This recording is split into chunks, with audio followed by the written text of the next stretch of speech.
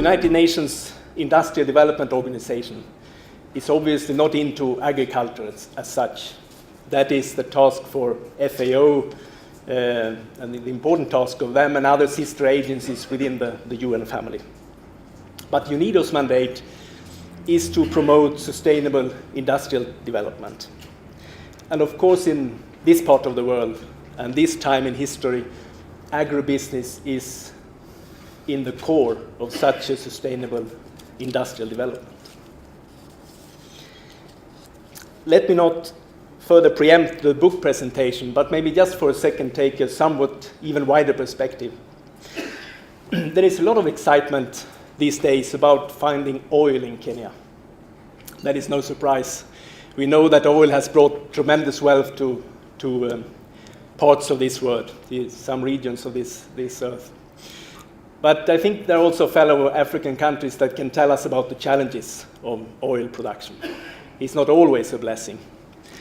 And climate change can tell us about the flip side of that whole thing. Still, it's clear that oil fueled the industrial revolution of the 20th century. That is obvious. But, ladies and gentlemen, this is not the 20th century. This is the 21st. Karibuni.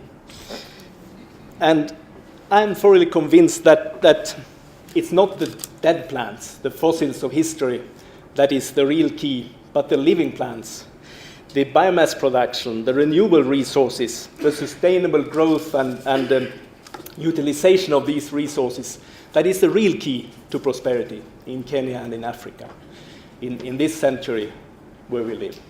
And agro-production industry and agribusiness will never go out of fashion, even in a future very advanced Kenya.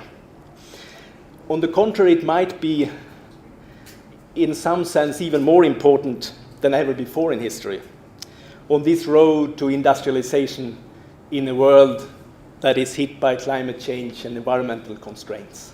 That is the importance of this whole agribusiness, agri-industry sector.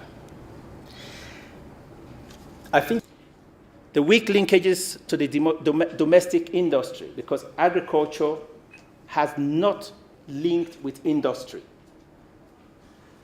And investment for those countries that have oil have only concentrated on promoting investment in those resources.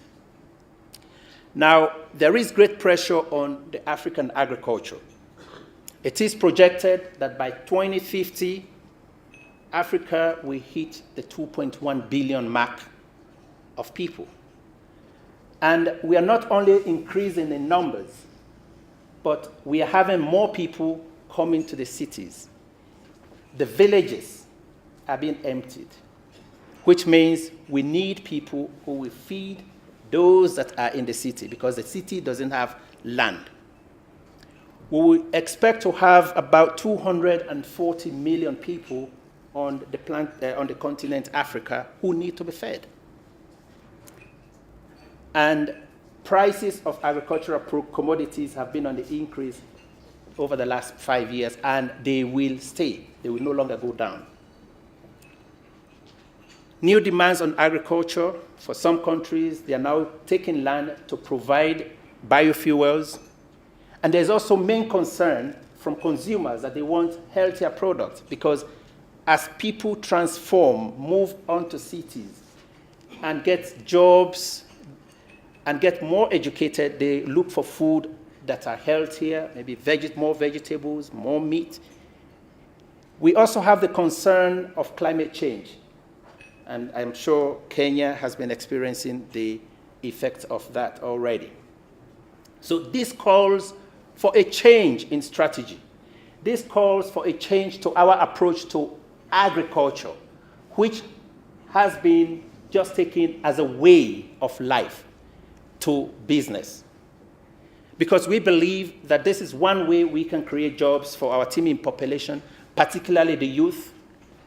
And it's also a way of reducing post-harvest losses in our countries, where it is estimated, based on the commodity, that about 30 to 40% get lost because of poor storage facilities, transport, poor transport facilities, and the rest.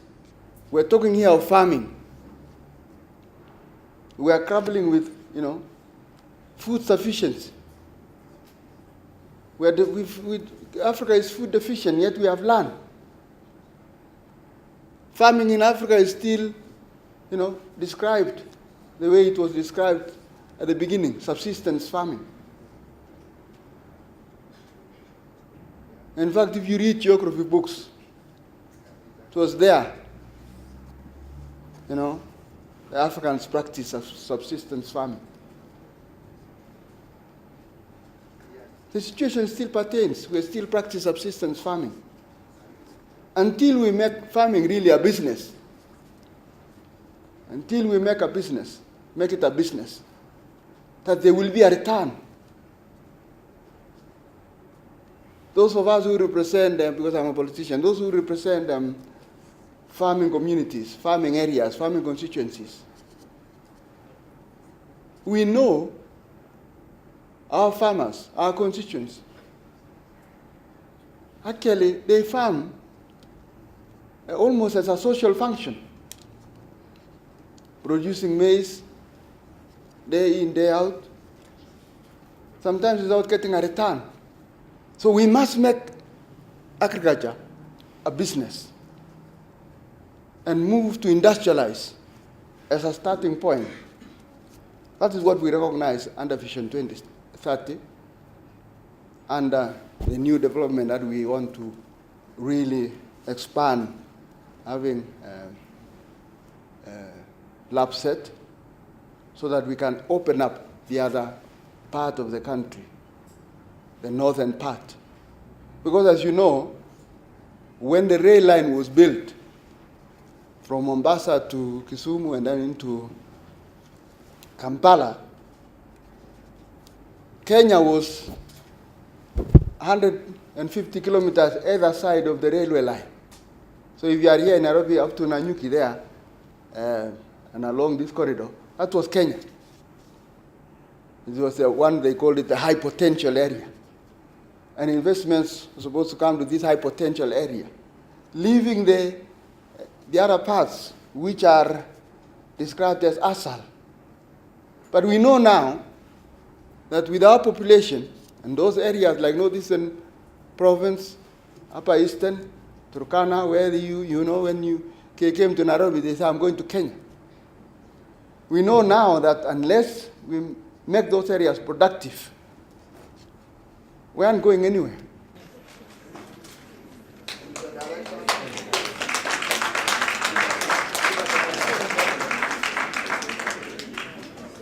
So with those very many remarks, I now have the pleasure in launching this book called Agribusiness for Africa's Prosperity, now declared officially launched.